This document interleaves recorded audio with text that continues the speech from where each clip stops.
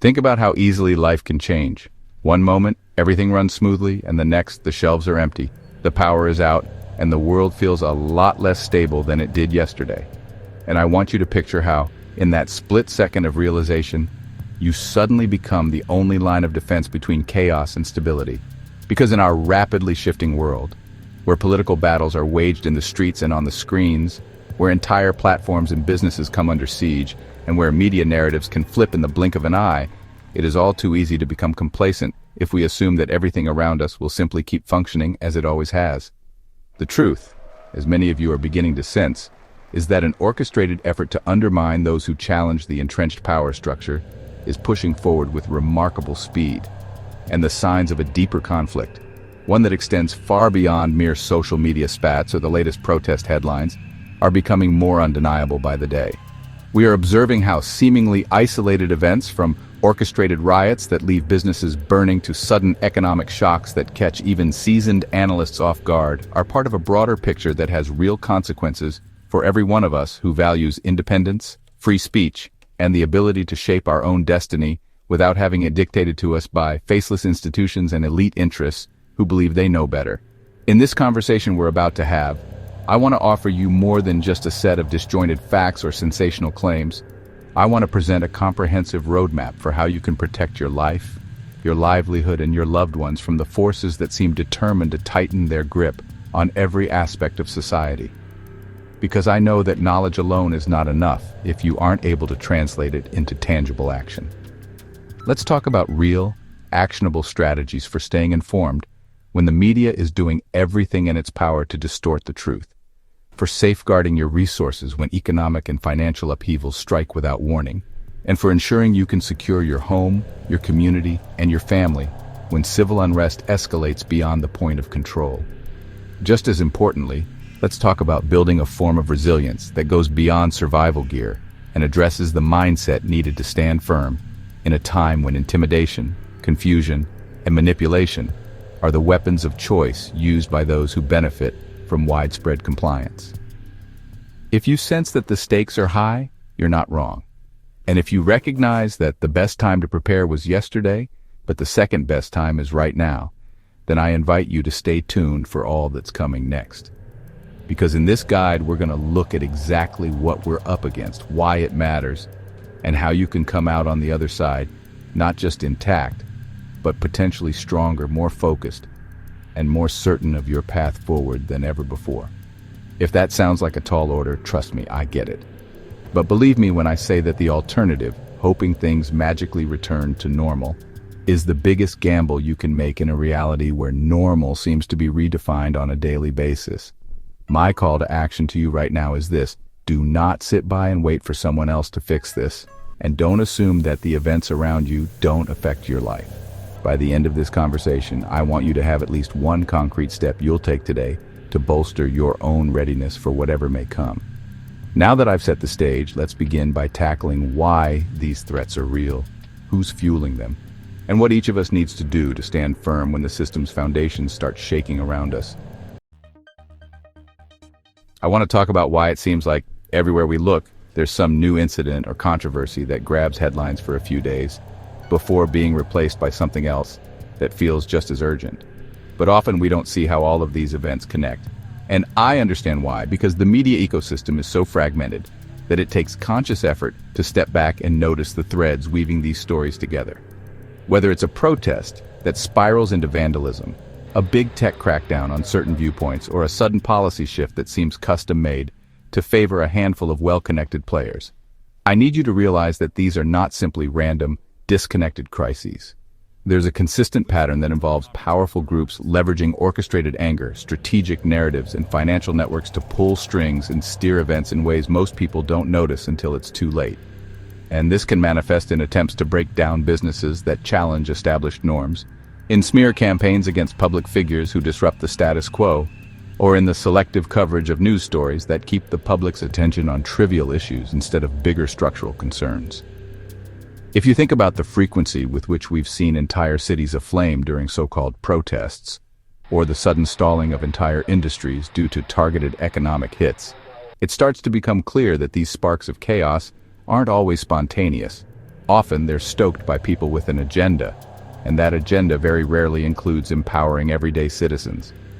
This is exactly why you might witness protests popping up in multiple countries at once, all seemingly united by the same talking points, or see how certain media outlets frame events in an eerily similar way, even when they're supposedly independent. The overarching aim is to control public opinion, whether that's by painting certain businesses or political figures as villains who deserve takedowns, or by portraying community members who want to stand on their own feet as conspiratorial threats to social harmony. It's also crucial to recognize that these orchestrations don't just happen in the political realm, because the economic world is a battlefield in itself, where market manipulations, currency fluctuations, and global supply chain disruptions can be orchestrated to pressure nations, businesses, and individuals into conforming. A lot of times people think of politics and economics as separate, but we should remember that money is the engine that fuels political campaigns, funds protests, and covers the legal costs that come up whenever a group decides to intimidate or litigate someone into silence. That's why, whenever we see top-level reshuffles in big organizations or massive sums of foreign money swirling around domestic political movements, we should consider the possibility that an underlying strategy is at play, with big donors effectively buying influence to shape policies that benefit them, regardless of how it affects everyone else. At the same time, this threat landscape is more than just a matter of hidden money flows or secret influences, because it also includes the dramatic evolution of technology. The rise of advanced algorithms that decide which voices get heard and which get silenced, the increasing reliance on digital platforms for day-to-day life, and the potential for data to be used as a weapon against individuals is something that every responsible person must consider. When you realize that entire online communities can be systematically deplatformed, or that certain ideas can suddenly become nearly impossible to find on search engines, you're seeing firsthand how modern technology and censorship intersect to steer societal conversations in very specific directions. It's not a stretch to say that controlling information is the new battleground, and the people who own the servers, the networks, and the algorithms hold an immense power over public perception. So, as we move forward, remember that when I speak about the threat landscape, I'm not limiting the conversation to one political party, one nation, or one ideology. Because history has repeatedly shown that power can corrupt on all sides of the spectrum, and this is a time of heightened tension where once fringe ideas about radical change now have the backing of massive resources and advanced technological tools. By taking these developments seriously, we can avoid being caught off guard, and that means refusing to take headlines at face value, refusing to trust that every protest we see is a purely organic grassroots movement, and refusing to believe that large-scale financial disruptions are always just cyclical events. If you can see how it all connects, from media manipulation to foreign funding to the coordinated attempts to marginalize voices that question the narrative, you'll be far better positioned to respond thoughtfully rather than react in fear. Let this knowledge be the lens through which we'll examine our individual and collective vulnerabilities, so that we can find effective ways to protect what matters most and build the sort of resilience that doesn't bend at the first sign of societal turmoil. It's one thing to be informed about the chaos unfolding around us, but it's another thing entirely to develop the mental and physical capabilities needed to navigate it effectively. Because at the end of the day, no amount of knowledge will help you if you're paralyzed by fear or incapacitated by poor health when things go sideways. I believe the foundation of real preparation starts in our mindset, that place where we decide whether we will be victims of circumstance or active participants in shaping our destiny. And this has everything to do with how we respond to the endless stream of alarming headlines, conflicting viewpoints, and personal challenges that can leave us feeling overwhelmed if we don't cultivate the resilience to stand firm. One of the first steps in building this resilience is learning to filter out what is mere distraction from what is genuinely crucial. Because in a media environment saturated with clickbait, outrage, and manipulative stories, your energy can get drained at lightning speed by fixating on sensational but ultimately irrelevant details. Instead, I recommend taking a breath before reacting, seeking out multiple sources of information, and remembering that your mental bandwidth is one of the most precious resources you have. So you need to guard it fiercely by deciding which battles are truly worth your time and emotional energy. Beyond protecting your mental space, it's equally important to train yourself to handle high-stress situations by simulating them in a controlled way. This might involve simple exercises like turning off the news and stepping away from social media for a specified period of time to see how you cope without that constant flow of external input. Or even more challenging activities like scenario-based training sessions where you practice responding calmly under pressure. You could, for instance, walk through hypothetical situations, such as what you'd do if power went out for a week in your neighborhood, or if violent protests suddenly erupted near your workplace. Because the more often you rehearse these scenarios mentally, the less likely you are to freeze if they actually happen.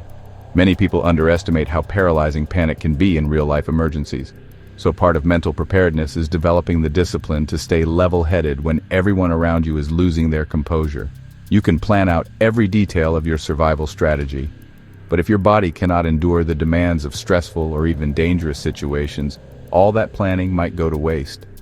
This doesn't mean you have to look like a professional athlete, but it does mean prioritizing functional fitness that includes a balance of strength, endurance, and mobility. Picture a scenario where you might need to carry supplies, walk long distances, or move quickly to avoid a volatile situation. And you'll see the importance of having a body that's agile and durable enough to handle unexpected challenges. Whether that's weight training, high-intensity interval workouts, or even just a disciplined walking and stretching routine, the key is to improve your capacity gradually and consistently. Because in times of crisis, being able to rely on your own physical strength could be the difference between safety and vulnerability. And of course, there's the question of nutrition and supplementation, especially in a culture where fast food and sugary snacks are within arm's reach at all times. Real preparedness involves fueling your body in a way that keeps your immune system strong, your energy high, and your mind clear. This often means choosing real, minimally processed foods, staying hydrated, and possibly incorporating supplements that address specific deficiencies or help regulate your metabolism. If you know that your schedule is busy, or that you struggle with portion control, having the right supplement strategy in place can support your goals without you having to rely on artificial and often costly pharmaceutical solutions that might come with a laundry list of side effects. Taking care of your body now not only enhances your immediate quality of life, but also positions you to weather emergencies far better than someone who neglects their health until disaster strikes. When both the mind and body are fortified, you also become a more reliable asset to those around you, because you can think clearly. You can help others who might be panicking, and you can sustain a level of calm leadership that is precious in situations where people are prone to emotional extremes. And if we consider how protesters and rioters often operate, you'll notice that they thrive on emotional volatility, chaos, and groupthink, which is precisely why a person who remains calm under pressure can sometimes diffuse a conflict or avoid it altogether. So think of mental and physical preparedness as your personal shield, a layer of protection that no external force can easily penetrate. By continually strengthening your mindset through controlled exposure to stressful situations, by actively working to filter out manipulative or irrelevant information, and by maintaining a body that is capable and resilient, you set yourself up to face adversity in a way that others may not. And that advantage could save your life or the lives of people you care about. This, in many ways, is the bedrock of everything else we will talk about. Because any other plan you make, whether it involves finances, security, or relocation, is going to rely on having the mental clarity and physical stamina to execute it properly, especially when time is short and the stakes are high. One of the most potent weapons of control in today's world is not just the manipulation of public perception or the orchestration of protests, but the ability to destabilize entire economies or restrict financial opportunities for those who refuse to toe the line. This means that if your livelihood can be easily disrupted, or if you're completely dependent on centralized institutions, you might find yourself vulnerable in ways you never anticipated. Economic resilience starts by recognizing that debt can chain you to a system that may not have your best interest at heart. So many people are discovering that when they carry high-interest loans, unmanageable mortgages, or large credit card balances, they're essentially at the mercy of financial institutions that can adjust terms, freeze accounts, or impose new fees at any time. Even if you work tirelessly, you could still be on unstable ground if the broader system faces an abrupt crisis. So developing resilience often includes reducing or eliminating unnecessary debt and actively creating buffer funds or emergency savings that can keep you afloat if the standard financial pipelines suddenly fail. Of course, merely paying down debt is just the first step, because true financial security requires diversifying your streams of income as well. When you rely on a single job or a single contract, you are placing your fate in the hands of that one employer or client. And if they fold under economic pressure or decide to reduce their workforce, you could find yourself without a safety net.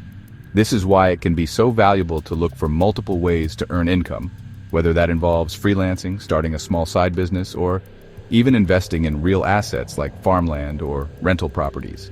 The purpose is to ensure that no single point of failure can completely knock you down, which is a principle that preppers have known for a long time when it comes to stockpiling food or water. That same philosophy can be applied to money, because if you have multiple, smaller but independent income sources, you are less likely to be blindsided by a sudden economic downturn, hostile legislation, or unexpected layoffs. But there's another layer to this conversation, and that is recognizing the enduring value of tangible assets.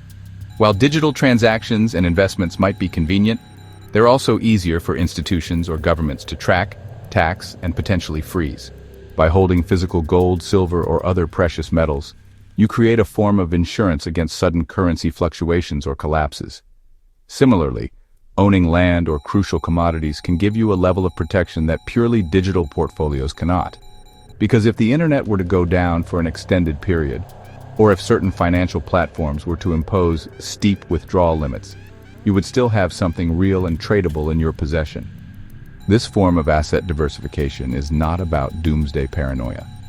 It's about prudence in a world where financial rules can shift overnight, often due to global pressures or domestic power struggles that most people only learn about once the situation has reached a crisis point.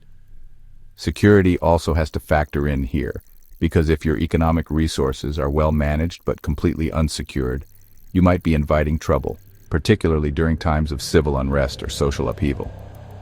There have been countless examples of business owners who protected their livelihood by forming local networks of mutual defense, or by quietly making sure that they had the tools and training necessary to deter looters or vandals. While there's a difference between legitimate peaceful protests and outright criminal behavior, once the line is crossed into violence or property destruction, you have to have a plan to guard what you've worked so hard to build. This might involve installing better security measures at your place of business, partnering with community members you trust, or simply having contingency plans in place so that if a certain neighborhood becomes too dangerous, you can relocate vital resources quickly. If you're caught on the losing side, it's easy to feel powerless unless you've positioned yourself to operate with the least amount of dependency possible. This doesn't mean cutting off from society entirely or refusing any interaction with banks or technology, but it does mean thoughtfully distributing your risks and building enough flexibility into your lifestyle so that no single policy, executive order, or market crash can ruin you overnight. And by taking these steps early, you not only protect yourself but also create a positive example for those around you, demonstrating that personal initiative, strategic thinking, and community collaboration can thrive in a world where too many people still rely on shaky promises from large institutions. Sometimes the most decisive factor in your long-term safety isn't the gear you own or the money you've saved, but your physical location. Certain areas naturally become hotbeds of unrest or targets of political and economic manipulation, while others remain more insulated from the immediate impact of large-scale disruptions. Strategic relocation means you aren't resigned to staying in a place simply because you grew up there or found a job there. Rather, you look at your surroundings with a sober, analytical eye and ask if this location aligns with your long-term security and sustainability goals. It's about acknowledging that if protests, riots, or draconian policy shifts consistently erupt in your city or region, you may reach a point where the cost of staying, both in terms of personal risk and stress, is higher than what you're willing to pay. That's when it's time to explore alternative living arrangements that offer more stability and autonomy. In some cases, strategic relocation might involve moving from a dense urban area to a smaller town or rural community, where the slower pace of life often means reduced exposure to civil unrest and a greater likelihood of finding like-minded individuals who share a focus on preparedness, self-reliance, and community cooperation. Yet it's not always as simple as packing up and leaving, because you must also consider practical issues such as job opportunities, access to essential services, and the ability to form strong social networks. Having neighbors you can trust is a crucial element of relocation, since in times of crisis it's typically easier for a well-knit community to coordinate defense, share resources, and keep an eye out for potential threats. People sometimes discover that in smaller or more rural areas, local law enforcement or emergency services are more closely connected to the community they serve, which can further enhance public safety and reduce the likelihood of large-scale upheaval going unchecked. However, relocation doesn't automatically mean cutting ties with everything you know and going off the grid entirely, because each person's situation is unique. Some may find that living part-time in a more remote location while still maintaining a presence in an urban area can be a workable compromise. Perhaps you identify a region that has the right balance of natural resources, favorable laws, and a cultural climate you can align with. You begin by spending weekends or vacations there, gradually building relationships with locals and learning the lay of the land. Over time, you might acquire property, set up a small homestead, or build an off-grid cabin that can serve as a safe haven if the political climate in your primary residence deteriorates beyond what you find acceptable. This incremental approach can make it less financially and emotionally daunting to consider the possibility of a full relocation in the future, all while giving you practical experience in living more independently and cultivating your own resources. When considering strategic relocation, it's also wise to think about your travel routes, especially in a scenario where highways could be blocked or airports shut down due to unrest or restrictive emergency measures. If your plan involves a specific bug-out location, try driving there under different conditions and times of day. Pay attention to potential choke points where traffic could back up, and consider alternative paths that might let you avoid major population centers. Some people store extra supplies, food, or fuel at their bug-out spot in case they must leave quickly and arrive with only what they can fit into their vehicle. Others coordinate with close friends or family members to keep shared resources in a secure location, so that no single event back in the city will disrupt everyone's preparedness. Ultimately, strategic relocation is about taking control of your environment rather than being hostage to decisions made by distant officials or powerful financiers. While it might feel comforting to assume that good governance will always prevail or that your neighborhood is too quiet for chaos, we've repeatedly seen how fast situations can change. Major cities that once seemed untouchable have faced sudden waves of violence, economic downturns, or drastic political mandates that tested the resolve of even the most resilient residents.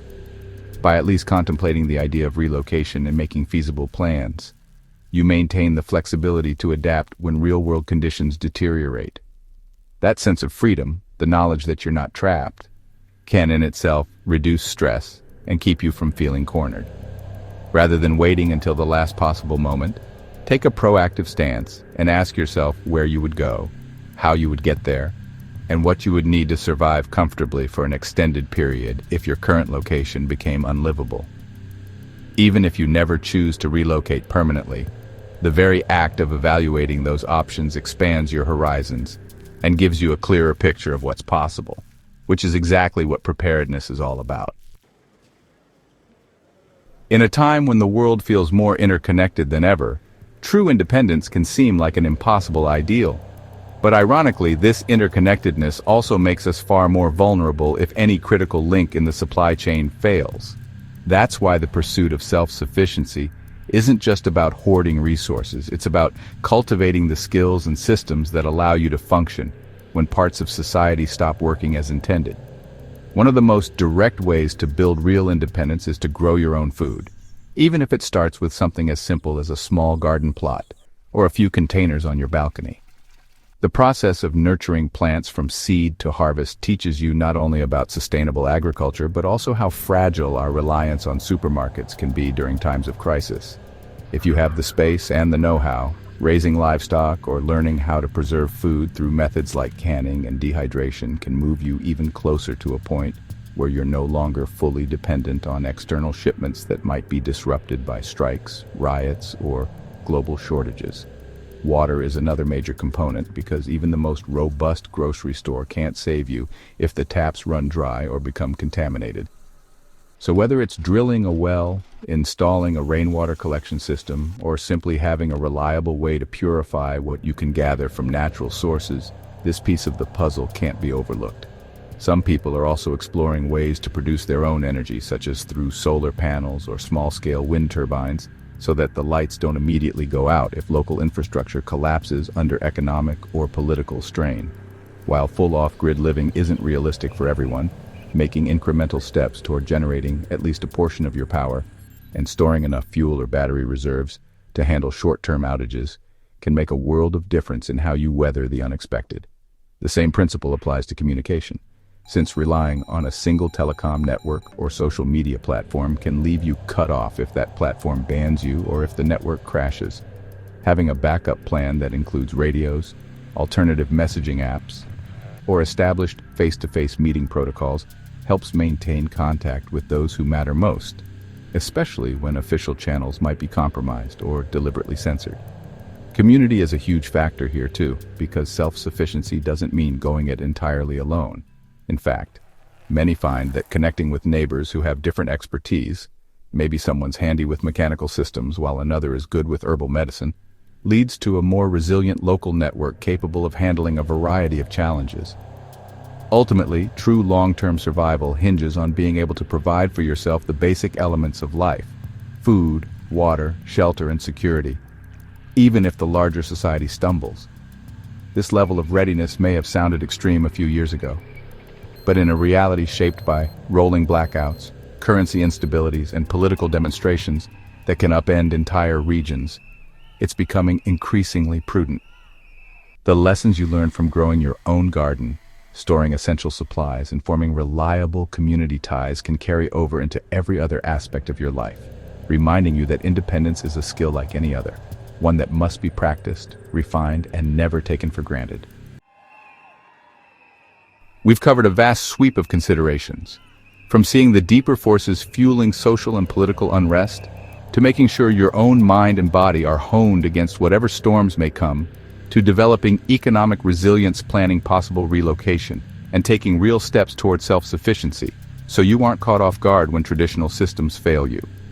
But the thread that ties it all together is the recognition that waiting around for someone else to fix the chaos, or hoping that you'll somehow escape its consequences by sheer luck, is the surest way to forfeit your own power. Because each of us has the capacity to fortify our lives, our families, and our communities in meaningful ways that go far beyond merely complaining about the state of the world. This is why I'm inviting you right now, at the very end of our conversation, to take concrete action while the motivation is still fresh. Even the simplest first step, a commitment to improving your physical fitness, a phone call to a friend about starting a neighborhood watch, or a small investment in extra food storage, can lay the groundwork for a whole new trajectory in which you are no longer just a bystander but a genuine participant in shaping your own fate. If anything you've heard here resonates with you, make it real by doing something today that you weren't doing yesterday. Whether it's drafting a financial plan to eliminate debt, ordering a few packets of seeds to start a garden, or simply taking the time to map out the routes you'd use if you had to leave your city in a hurry. My hope is that you'll carry forward a renewed sense of possibility, not as an invitation to fear, but as a reminder of your own agency. You don't have to cede your life to the swings of political machinations or orchestrated mayhem, because beneath the layers of media narratives and big money strategies, the power to stay aware, to stand firm, and to thrive in uncertain times rests in your hands. Thanks for joining me on this journey. And remember that true preparedness is not a destination but a continuous choice. One that can transform your life from reactive to proactive, from frail to formidable, and from anxious to absolutely determined to protect what's yours and build a future that aligns with your values.